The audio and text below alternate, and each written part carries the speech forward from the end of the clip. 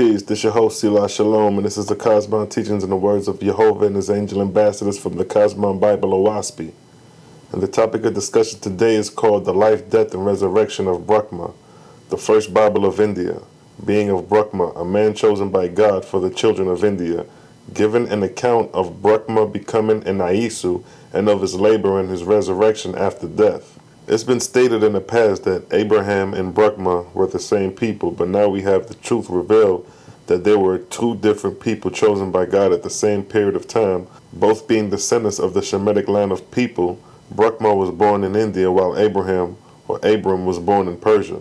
So here's the story of Brahma. Now these are the generations down to Brahma.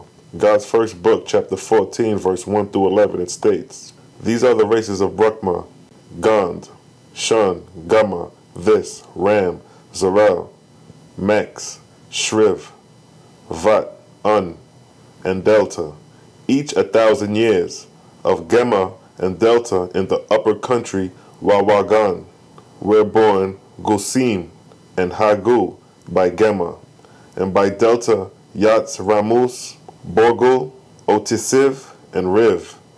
Gema was of the fourth descendant of Gital and Delta, and the third descendant of Iwanga, Ions from the land of Japheth." Verse 2. "The ascending cast of light in the lower country, Hojandativa, was by Ram.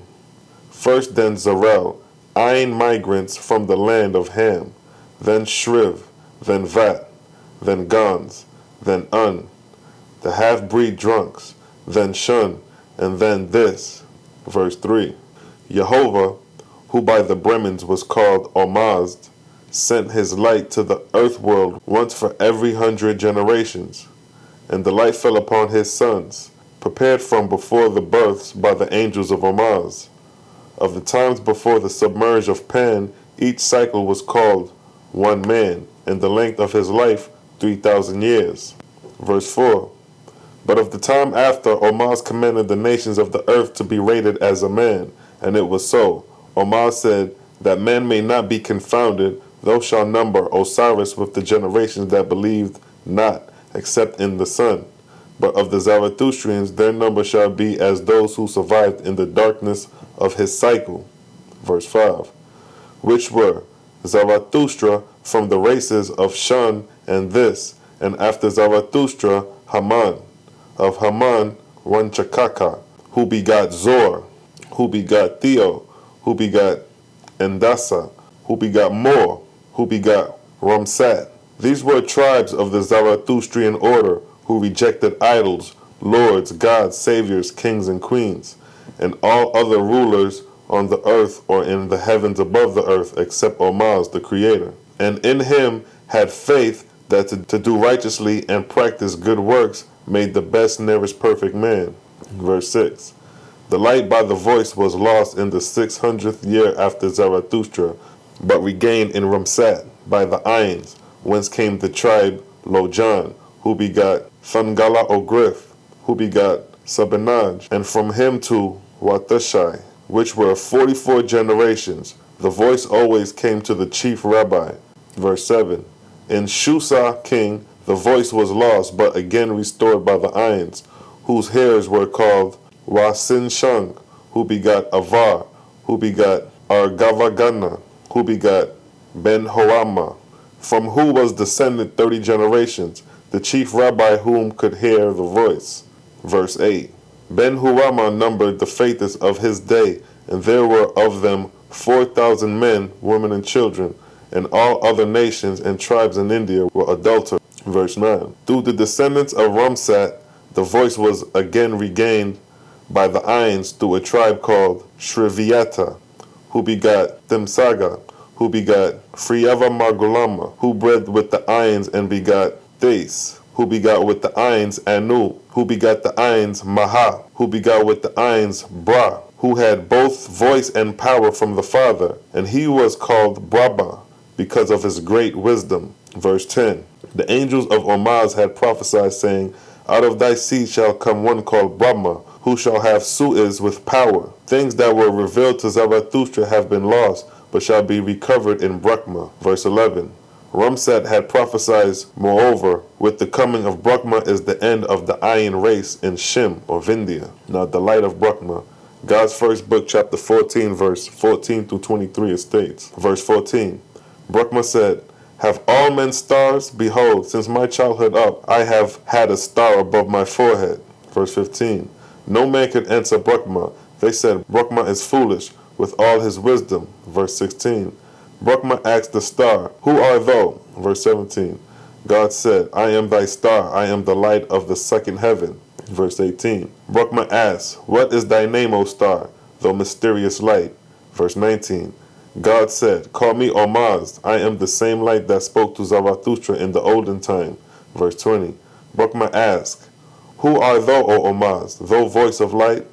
Verse 21, God said, with one only shall thou commune, thy creator, one only shall thou worship, he who made thee alive. Verse 22, Brahma said, why hast thou taken up thy abide above my head? Verse 23, God said, attain thou to be one with thy creator in wisdom and goodness and purity, and thou shalt answer thy own questions. God commands Brahma to marry. God's first book, chapter 14, 24 through 32, it states, then Brahma applied to the rabbi, the Zarathustrian priest, and he learned abnegation of self and the rites and ceremonies of the ancients.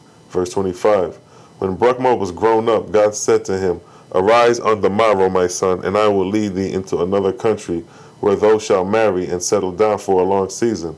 Verse 26, Brahma said, peaceful have been my slumbers, and joyous my wakeful hour all my life. I have made labor a pleasure, and I give all I have to the poor, doing thy commandments with all my wisdom and strength. Verse 27, from my youth up I have killed not any living creature of thine that goes on the earth, or swims in the water, or flieth in the air. Neither ate I of anything that had ever breath, the breath of life. And I have been most abstemious in plain food and water only, according to the Zarathustrian law. Hear thou me, O Ormazd, for I will break my soul unto thee, and hold nothing back. Ormazd said, it is well. Verse 28, Brahma said, woe is me, if my soul turns toward woman. Was I not wed to thee, O Ormazd? Was I not thy bridegroom from my youth up? Verse 29, why then protectest not thou me unto thyself? Ormazd said, in time past I raised up many in Aisu, and they were without flesh desire all their days. Verse 30, such men could not perpetuate the earth. They were good for their day. Zarathustra was an Aisu. My light is now for them that can perpetuate. All things are possible in my hands. Grieve not, nor smother out any talent I created unto the pure in flesh. Verse 31, Brahma said, if I love a woman, O Ormazd, may I not lose my love for thee, O Ormazd? Ormazd said, by faith in me thou shalt triumphant. By the road I marked out for thee since before thou wert born. Arise then, O Brahma, and follow thy star. I will lead thee. Verse 32, Brahma said, can there be another way than by celibacy? Can a married man serve Ormazd? Now Brahma meets his wife, Yutiv. God's first book, chapter 14, 33 to 49 states, so Brahma traveled and came into the country of Echoyasin, where lay the mountains of Talavitya, under the king Tayama, who had enforced the Zarathustrian religion with sword and spear, and with chains and death, being himself sole interpreter. Verse 34, when Brahma came to Uacha, he halted to inquire the way to the highest priest's house, that he may be absolved for 20 days in Tayama's kingdom, according to the law. According to law, paying the price as apportioned for strangers. Verse 35, in answer to his summons, there came to the gate the damsel Yutif, a fairest of women, draped also, to go before the priest for confessions. Brahma inquired of her concerning the priest and the text. Yutif informed him, and moreover said, I am going hither. I shall delight to lead thee to the place. So Brahma went with Yutiv, and when they were gone a little way, she said unto him, whence came thou, and what is thy mission? Peradventure I may serve thee. Behold, I see a star above thy head. Verse 36, Brahma said, see thou a star? Now I say unto thee, there is an old legend that the pure in heart, looking upward, often see their own soul, and think it belongs to another. Yutiv reassured Brahma that she saw the star, whereupon Brahma took heart and said, verse 37, Yeah, I have a star, and the voice of Ormazd comes to me at times.